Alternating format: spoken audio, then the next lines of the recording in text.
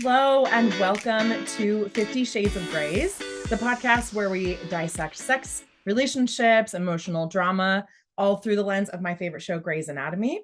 I'm your host, Crystal Rose Napolitano. I'm a sexologist. I'm also a full-time Grey's superfan. Like, I can't get enough of this show. If you and your partner are just not feeling on the same page and you want to have a few fun exercises to reconnect tonight, grab my free couples connection guide in the show notes and let's dive in. We're going to be touching on a totally new topic that we haven't yet, which is inner child work. So what is the inner child? There's a lot of different approaches and definitions about what the inner child is, but my definition is essentially the parts of you in childhood that didn't get the love that they needed or deserved or were really craving. And those parts are still alive in you and they kind of froze at that age. So maybe your parents got divorced when you were around 7 years old. That's me. Hi. And so there's a lot of pain in my 7-year-old self that needs to be loved on and talked to and taken care of all the time. And by the end of this episode, you're going to know if your inner child is showing up in unhealthy ways in your life and in your relationships. And you're going to have some tools to take care of that inner child. We all have an inner child. It is not a sign of shame or lack or deficiency if your inner child kicks up and, needs some extra attention. It's part of life. But I do want everyone to feel empowered to really handle those needs in an empowered way so that we can continue to thrive in our relationships when our inner children are really in pain or feel neglected or just need us to listen to what they have to say. I'm really excited to talk about this topic in this podcast because it's just something we haven't touched on yet. So this episode is going to be very Meredith centric, but let's go into kind of our meat about the episode first, and then we'll get into the emotional stuff and how to sit with your inner child. This episode of Grey's Anatomy is season 1, episode 5. The air date was April 24th, 2005. Again, we're still working with a time frame of around 21 years ago, almost to the day. The episode name, again, it's always a song.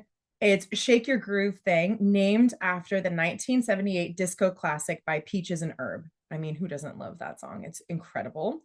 The fun facts we have for today's episode, I noticed this fun fact a long time ago, and I'm really excited to talk about it. This is an episode where Ellen Pompeo, who plays Meredith Grey, is really hoarse the entire episode. Her voice is cracking. She sounds really sick. And I couldn't find any information online as to why she was hoarse. A guess could be, it was really early in filming the first season. She got a cold and they couldn't delay production because, it was a newer show.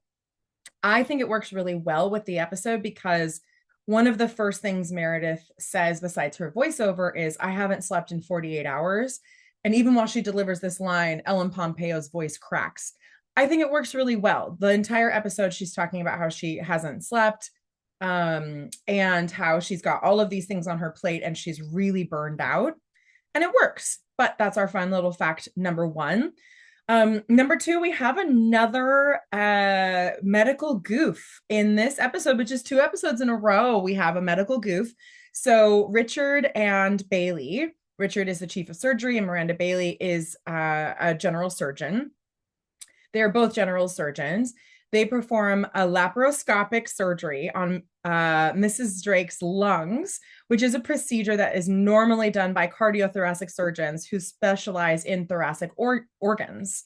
So, this is twice in a row. We have a little medical goof. I don't think it breaks the storyline in any way, but it's just interesting to listen to. And fun fact number 3, this is the first episode where Burke and Cristina have their first kiss. And that's just going to take us right into the geek out moment because that is one of my favorite moments in the entire episode. Before they have their kiss, Burke brings over a cup of coffee to Cristina Yang. He sets it on the counter and she's really confused by it. She doesn't understand why this coffee is here. And he's like, it's just coffee. Don't worry about it. And she's like, okay. And she's really resistant. And he just walks away. They have this little awkward moment and she walks away. And then she picks up the cup of coffee and sips it. And you can see her her eyes kind of smile. And then he leans over from around the corner and he has this like just so sweet and charming smile that he's like so happy she took the coffee, and it's really cute. And then later in the episode, they kiss, and it is so sexy. I'm going to talk about it later in the What's Hot section of this podcast, but you guys, it's like such a hot kiss.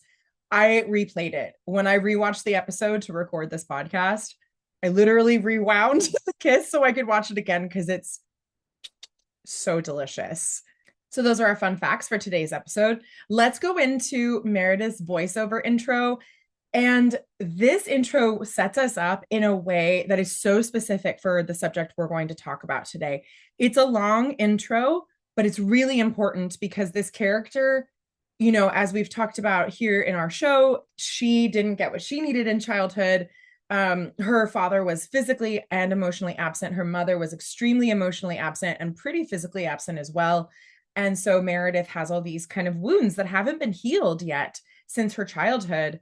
And we're going to just like kind of do a deep dive into how that's showing up, and it's unfolding as the season goes on. So her intro is, remember when you were a kid and your biggest worry was like if you'd get a bike for your birthday or if you'd get to eat cookies for breakfast. Being an adult, totally overrated. I mean, seriously, don't be fooled by the hot shoes and great sex and no parents anywhere telling you what to do. Being an adult is responsibility. Responsibility really does suck. Really, really sucks. Adults have to be places and do things and earn a living and pay the rent. And if you're training to be a surgeon, holding a human heart in your hands, hello, talk about responsibility. The scariest part about responsibility, when you screw up and let it slip right through your fingers. So this is giving us so much juicy context for Meredith's inner child. So I really believe that like when we have a really satisfying childhood, we get to like in some ways close up that chapter and go, okay, I did the childhood thing and I'm ready to be an adult. And in people who don't have satisfying childhoods, there can be this connection to reclaim those parts of childhood that we didn't get to enjoy. She says it right here. You're worrying if you'll get a bike for your birthday or get your cookies for breakfast. So maybe when she was young, she never got a bike for her birthday. She never got cookies for breakfast. And she can do that now, but it's not going to be as satisfying. And so we're going to keep dissecting this, but I love how well this voiceover sets us up for our episode today. Okay, let's set up the scene of this episode. We start the episode with Meredith like sitting in the shower, it like pouring over her face. This is while she's saying the voiceover we just went through. And she goes to her mom's care facility, and they're saying like, your mom is fading. She needs to sign over like power of attorney to you because she's going to soon not ever come back. You know, they're kind of like getting Meredith ready for the fact that her mom is really fading fast. So Meredith is just getting more and more responsibility put on her shoulders. And they're saying, you know, you have to come back. We need a notary. We need this. We need that. And she hasn't slept in 48 hours. And the episode starts with her holding a human heart, like she says in the voiceover. And she kind of like nods off for a second, squeezes the heart, and her nail punctures her surgical glove. And so now maybe she is responsible for the fact that this woman might have heart problems. And so the responsibility is just piling on, piling on, piling on. And she's hating it. She really doesn't like it. And there's even a moment where she gets off the phone with the care facility and Derek comes up to her and she looks at him and says, we're adults. How did that happen? And how do we make it stop? She's hating this. It's so much. And she has to pay for her mom to be in this care facility. Her mom can't even make her own decisions anymore. And Meredith didn't get a childhood. There's a lot of details that we'll get into as the episodes develop. But Meredith didn't really get a safe childhood with caring, loving parents, and she didn't get to be a kid. And my cat is now here to walk through the screen. If you're watching this as a video podcast, she wants to be part of this episode. I love that for you. You can be here whenever you want.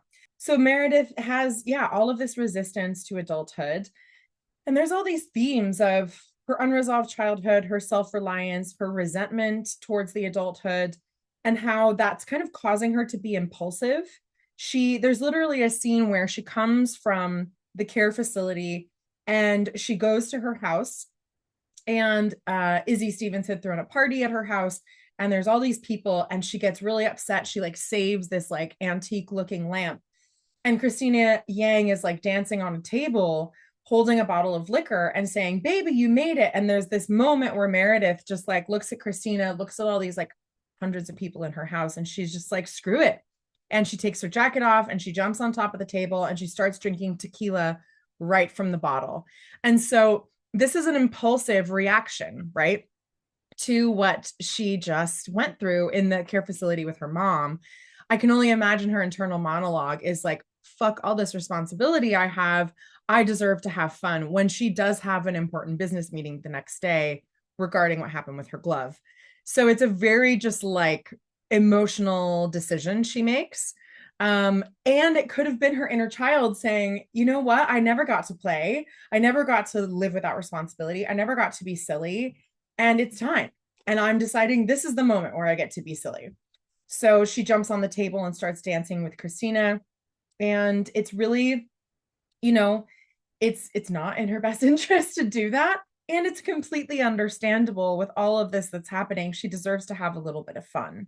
Moving into the shadow section of our podcast, what is really happening underneath the surface? So, as I mentioned at the top of the podcast, sometimes when we have needs that aren't met in childhood, those needs can become really loud in adulthood. And I've experienced this myself. And so I can definitely feel like, oh, this type of love never, I never got to experience it. I really want to experience it now. And there can be this like resentful voice inside of me that's like, why don't I get this type of love or care or experience or unconditional support? And that is inner child stuff. So that is one of our parts. For anyone who's familiar with parts work, it's just kind of thinking that all of these unhealed parts of us, they all have a voice. They're all advocating for us to feel safe and loved and taken care of, and they all show up differently. So in this way, it's inner child stuff. And my inner child voice can definitely say, like, I deserve to have this type of love. It's not fair. And so we also discuss, like, when people do have healthy experiences of certain times of their lives, they're able to potentially put those parts of themselves into a place of satisfaction and put them to bed and move gracefully on to the next season of life. And I also very much feel this about my 20s. I am in my late 30s, and I really got to do a lot of self-exploration, a lot of exploring around the world. I had so many experiences. I was very silly and stupid, and I played a lot, and I was, careless and naive in so many ways. And now it feels really satisfying to say, I don't need to live my life that way every day. The occasional experience, sure, but I feel really satisfied in having a steadier pace of life, and living in a way that really supports my overall health, and, not partying so much, and feeling good about taking care of myself. And that feels really delicious. But I'm able to move on to this next part of this next phase of life because I had such a satisfying, young adulthood, that I feel very delicious in stepping into, the decade of my 30s, and not really constantly in agony over what I didn't have in terms of self, discovery and all these crazy experiences in my 20s. It feels really good. Like, I love, figuring out just some different recipes and different ways to take care of myself and having chill nights in. And that feels really great. And myself in my 20s would have had a very different experience. So as we come back to Meredith, I saw in this episode, she's just like, I didn't get to do anything fun. And she has these like impulsive teenager moments. So we see her at the party getting drunk. And there's this scene where, like, she's standing in front of her house. She can't even keep her eyes open, but she's kind of dancing and swaying back and forth, holding a bottle of tequila, just like swigging tequila. And then Derek is there, and they have this really sweet kiss, and they go into his car, and they start having sex in the car. And then Bailey catches them, like her boss catches them, And her playful moment is immediately interrupted. Like she got to have a few moments of like, I'm going to indulge in this man I'm so attracted to. I want him so much. I'm going to have fun. I'm going to have sex in a car like a teenager. And it's cut short again. So this character doesn't get a break. Like she doesn't have moments where she just gets to be carefree. And she also chose to be a surgeon. Like she chose one of the hardest professions ever. And who knows how much of that choice was to follow in her mother's footsteps and how much of that initial decision was just to feel important or like this is my purpose or whatever. And so, she chooses this really hard profession that doesn't really give her much time to play and be silly and enjoy her life. And in these moments, she's trying to grab it, she gets cut short. So all of this is happening under the surface for her, where she's craving, experiences she never had. And it's really heart-wrenching to look at it through this lens. What is hot and what is harmful? Let's start with what's hot. Like I said, Burke and Christina's kiss is so hot. It's so hot. They're in the on-call room. Burke was like without his shirt because he was getting ready to climb into bed. And Cristina had kind of been like admiring him the whole episode. And I want to mention, in our last few podcast episodes, I keep saying Derek is not respecting Meredith's boundaries. And Burke kind of does the opposite in this episode. He makes his attraction to Cristina known. He brings her coffee. He doesn't pressure her. He doesn't, belittle their hierarchy, but he gives her space. He allows her to choose him. And after admiring him the whole episode, she goes into the on-call room and he's standing there and he's looking at her, and he had taken ownership for something really big. We're going to go into that in a second. And for anyone who's seen this episode, she's standing there and he walks towards her. So hot. He walks towards her and he doesn't look straight at her. He's walking towards the door. She's on his left and he puts his hand on her head without even looking at her, and then just brings her head to his lips and they start kissing, and he's just holding her head as if the desire was gonna blow out of all of his skin. It is so hot. The way that the kiss was choreographed, it's incredibly sexy. Go watch it. Pull up episode 5 and just go to the end. It's one of the last scenes. It's so sexy. The way he just grabs her head. What? I can't think of anything intelligent to say here because it's so sexy. And another moment I think is really cute is in the scene where Meredith is in front of her house, kind of drinking tequila. Derek is, sitting outside staring at her. Little creepy, by the way. So we're just gonna not include that in the hot section. But he looks at her and he says, "So you blew me off for a bottle of tequila. Tequila's no good for you. It doesn't call, it doesn't write, and it isn't nearly as much fun to wake up to." I mean, come on. It's so cute. It's so cute. He's just endlessly charming, and then they kiss each other, and it's really hot. I don't like what Derek is doing in this season, but we have to just acknowledge that moment was hot. And she kisses him and she walks up to him, and it's very clear she wants it. So we're honoring Meredith's desire here. And what is harmful? Honestly, what's harmful is Meredith continuously being in a state of over self-reliance and burnout. She is always pushing through. She's always compartmentalizing, relying on herself. She's not asking for guidance. Like in this scene where she pushes her nail through the surgical glove, she asks George, and George is her peer, but he tells her, don't worry about it. Don't say anything. She doesn't go to figures of authority and tell them, because she never had a safe authority figure growing up. So why would she think it's safe to do that? And all of this is causing her to be, one, in a perpetual state of burnout, which is not good for our nervous system, which is not good for intimacy, because our basic needs aren't even being met. And also it's causing her to have a very overactive inner child. It's causing her to make impulsive decisions that are not good for her, because she's not building a sustainable, safe, healthy life. She's just feeding into these desires when she can, and then over adulting whenever she has to. So she's living in these two extremes, trying to reconcile all these things that didn't happen when she was a little girl. And it's really bad for her. And it's also really bad for intimacy, because if we're constantly self-relying, pushing ourselves into burnout, and we have this nervous system that isn't in a healthy state, we're not doing stuff to take care of it. She didn't sleep for 48 hours. This is horrible for intimacy.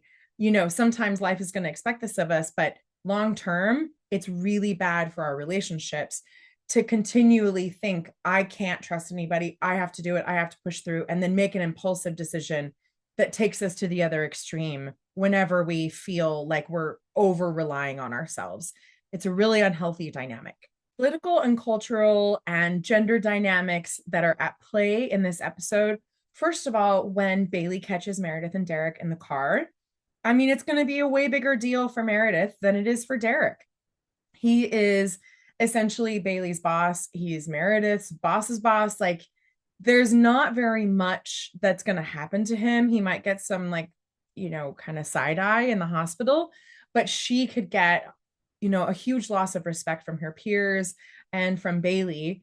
And it's a way bigger deal. And you see it on Meredith's face. Like, after Bailey walks away, Meredith like almost sobers up in that moment. And she's like, shit, like, I've just shot myself in the foot, and all I was doing was trying to have a good time. So this is happening. And we have another situation that happens that actually turns for the better, because the character of Burke decides to be a really honorable man. So in this episode, as we said, Meredith's finger pokes through, potentially punctures a heart, and Meredith doesn't speak up right away. And then she says it in a moment of, again, impulsivity, like the patient is crashing, and she reveals to Burke, oh my gosh, I think this could be my fault, in front of the patient's husband, and it causes a lot of extra stress. At the same time, we have another patient who, when they were operating, they found a towel, like an actual towel that had been left in the patient's body 5 years prior by Burke, when he was a surgical fellow, I believe. And he didn't come forward about it. He didn't tell anybody about it. And so these two things are happening at once, where Meredith has kind of made a surgical mistake, and then Burke has made a surgical mistake, but 5 years prior. And now he's like this renowned cardiothoracic surgeon. And it was 5 years ago, and so he could very easily just swipe it under the rug and not say anything about it, but that's not what he chooses to do. So the chief of surgery asks Burke and Meredith to go into his office the next day. They have legal representation in the office at the same time. And all of the other interns, Cristina, George, and Izzy, are sitting outside of the office, and they're saying, I bet you Meredith gets, fired, and Burke will walk away free. And they even see this, like they're naming the gender dynamics at play here, because Meredith is an intern. She's a woman, and she might be more expendable than Burke is, and that he might be able to get away with it because this hierarchy is happening. But that's not what happens in the office. Burke starts standing up for Meredith, because she says, I wish I would have come forward sooner. The legal representation person is like fighting against Meredith. And she's like, I'm really sorry. I didn't know, it was an accident, all of this. And Burke stands up for her. And then he throws himself under the bus, or owns up to the mistake he made. And this is the script that he says. 5 years ago, as a CT fellow, I had a nagging feeling I didn't check the body cavity of a lung patient closely enough before I closed. The patient seemed fine post-op, and I was in a hurry. And yesterday, you and Dr. Bailey pulled a towel out from under that patient's lung. Why didn't I report it at the appropriate time? Maybe because I was afraid that I would be called into a meeting where some hospital lawyer's fear of liability could end my career. Even great doctors make mistakes. And when we do, we've got to have a chance to be able to speak up without fear of retribution, or everyone suffers. Dr. Gray spoke up. I'm literally getting chills, because this is a man who understands the hierarchy of the hospital, that as an intern, we might try to do the right thing, but we could have our career ended. And he acknowledges the fear around that, but that she chose to do the right thing anyway. And I would argue too that this character understands probably a lot of hierarchy, because the character of Preston Burke is a Black man. So he has had to deal with racial inequality his entire life and can probably very easily speak to issues of inequality and hierarchy from experience. He is a man, but he is a Black man, and Meredith is white, but she is also a woman. And so I am just so sure that he understands like what she was dealing with. And, if that happened to a white man, who knows, maybe they wouldn't have been afraid or as afraid. I imagine if it happened to Alex Karev, he would have handled it in a very different way. And so this is such a beautiful way for him to stand up and put things right. And Meredith gets to walk away with just some probation, and she doesn't get fired. It's basically just a slap on the wrist. So these are all the things that are at play in this episode. Moving on to the work. So what does this kind of entire episode teach us about desire? So the first thing is our desires in relationships can change or be heightened or be experienced in more extreme ways by unmet needs in childhood. And then the longer we don't take care of our inner child, the more extreme they become throughout our lives. And so this can change our relationship if we don't reconcile all of these parts of us that don't have a place to express themselves and develop and be, held and loved the way they wanted to. And all of these things that, may have happened to Meredith or any of us in childhood, it's not our fault, but they are our responsibility to soften and to heal and to care for, because it might change the way we desire people around us. And it might affect the way we create relationships or the way we recognize love or the situations we desire. Like, do we still desire to, behave like a different age bracket than we are, well into a different phase of life? And what does that mean for us?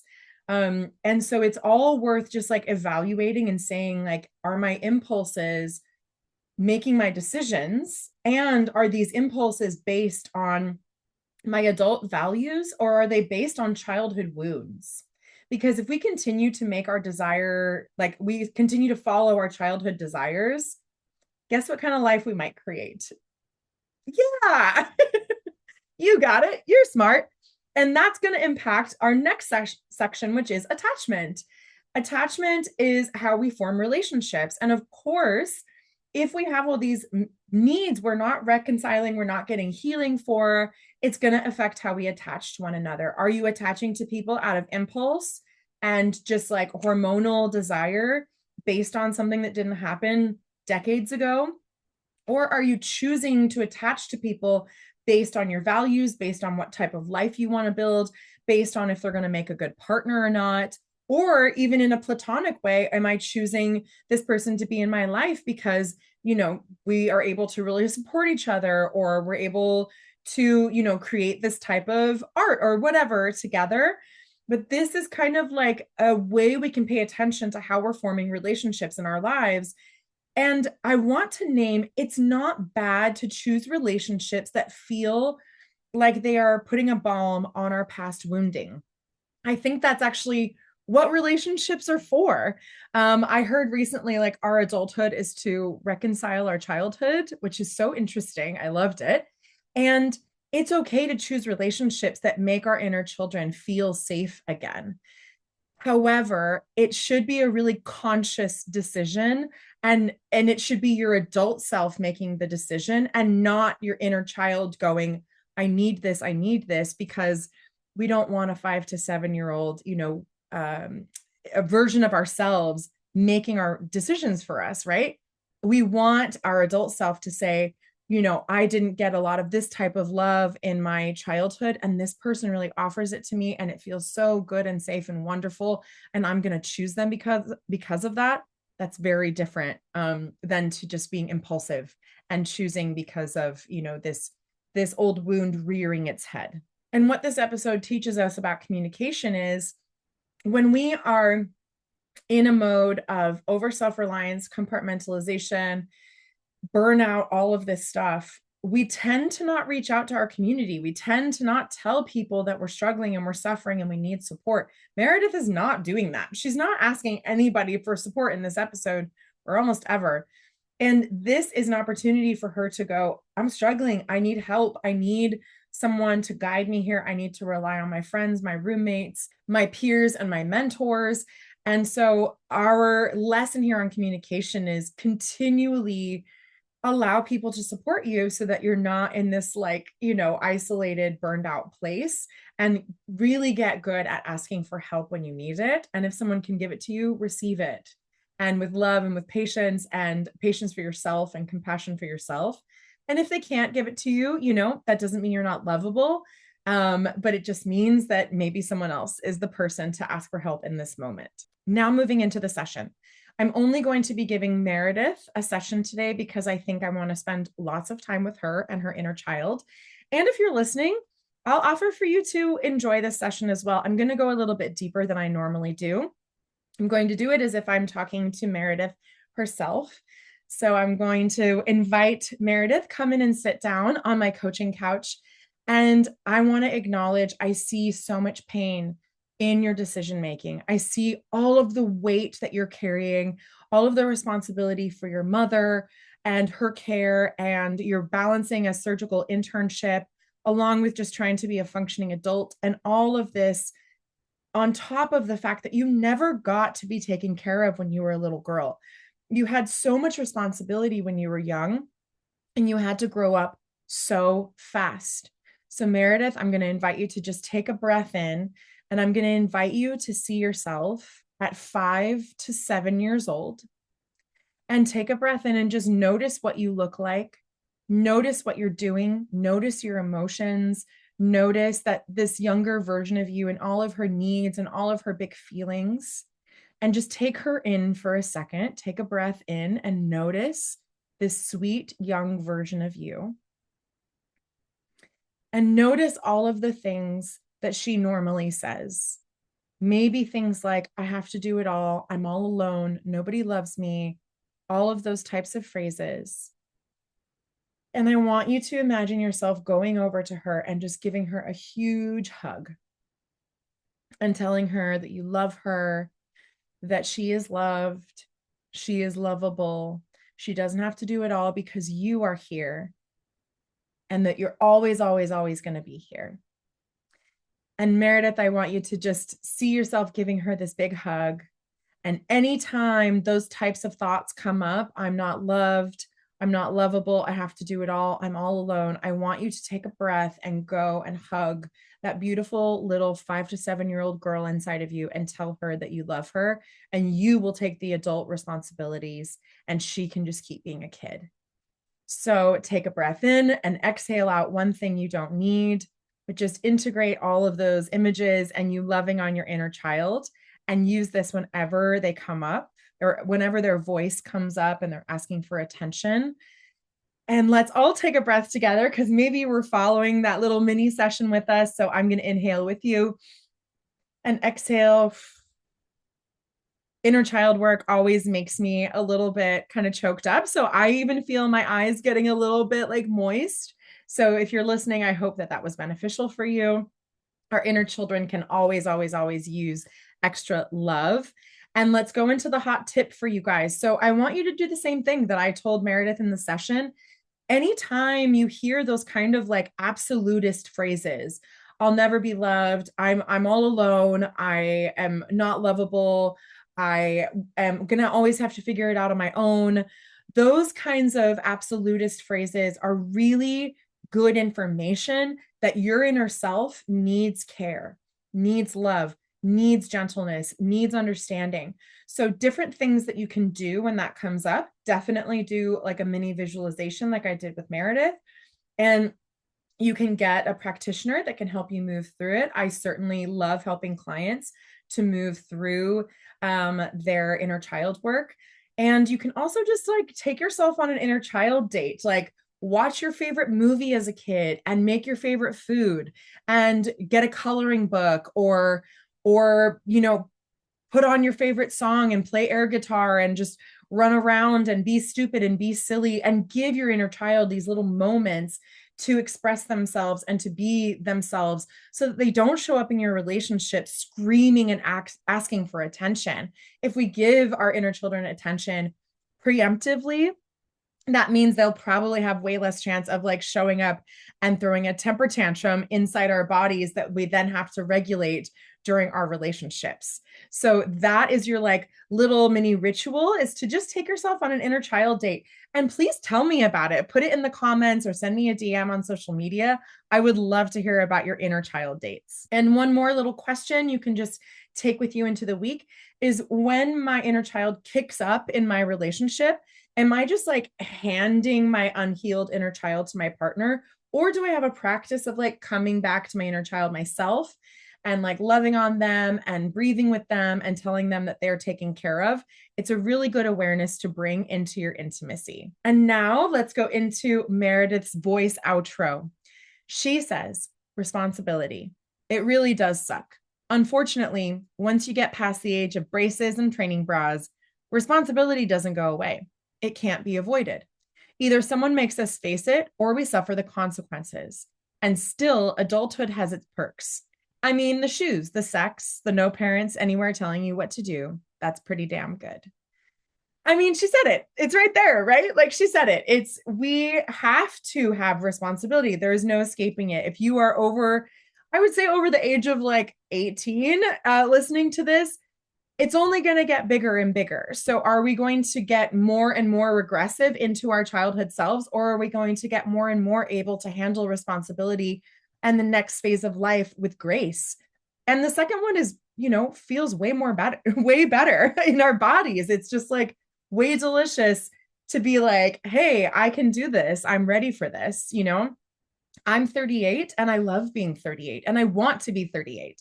I don't want to be a different age. I want to be 38 and do the things that a 38-year-old does. And do I, act silly from time to time? Of course.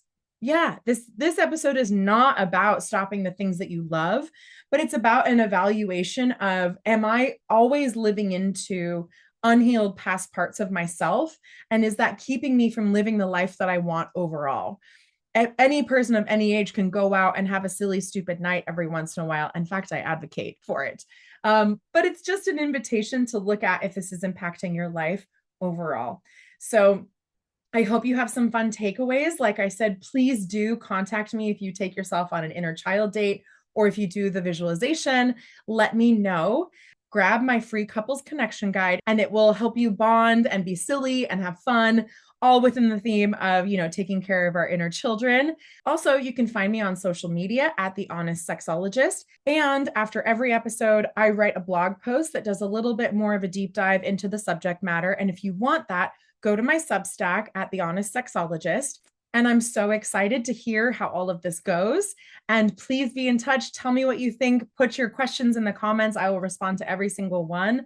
And I'm so glad you were here. I can't wait to have you on the next episode of 50 Shades of Grays. I love you, you messy humans.